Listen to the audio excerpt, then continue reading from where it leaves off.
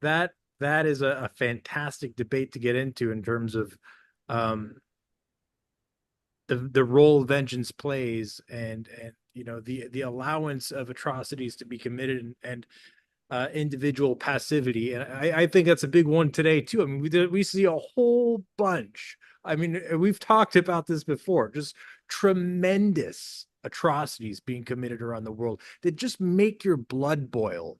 And here we are, doop, doop, doop, and going to our 9 to 5 job, punching in, paying our taxes, doop, doop, doop, knowing in the back of your mind, kids are being trafficked.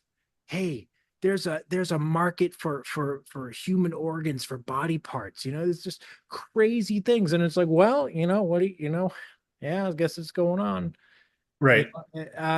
so it's just kind of getting into that idea of what are then the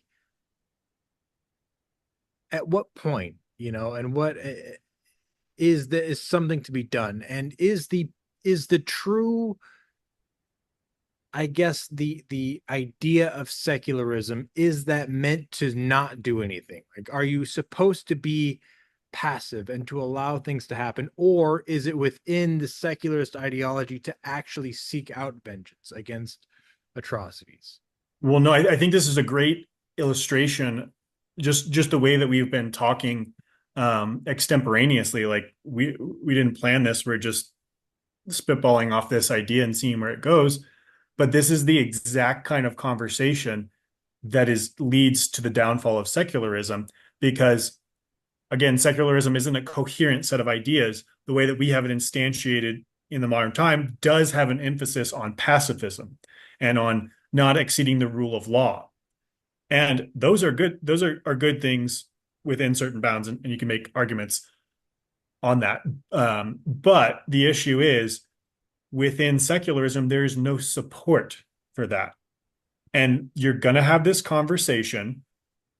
Some people are going to sit down and have this conversation, and they're probably going to get into some utilitarian philosophy and try to weigh goods. And there's a whole issue with that. But again, that's sort of all secularists have on the table.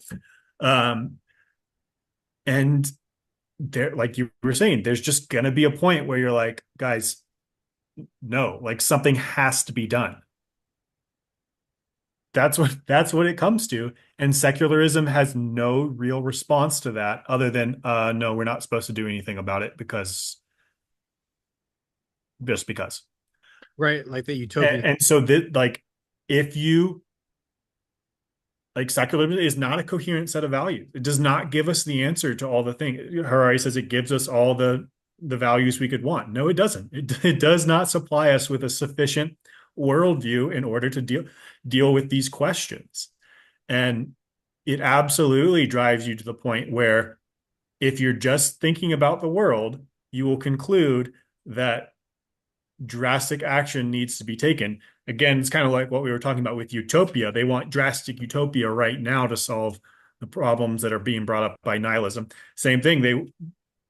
A rational person would sit down and come to the conclusion that drastic vengeance is required.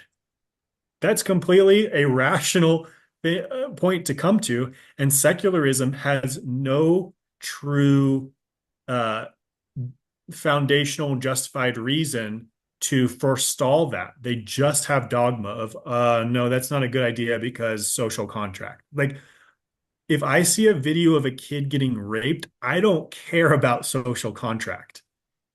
Like that doesn't mean anything to me at that point.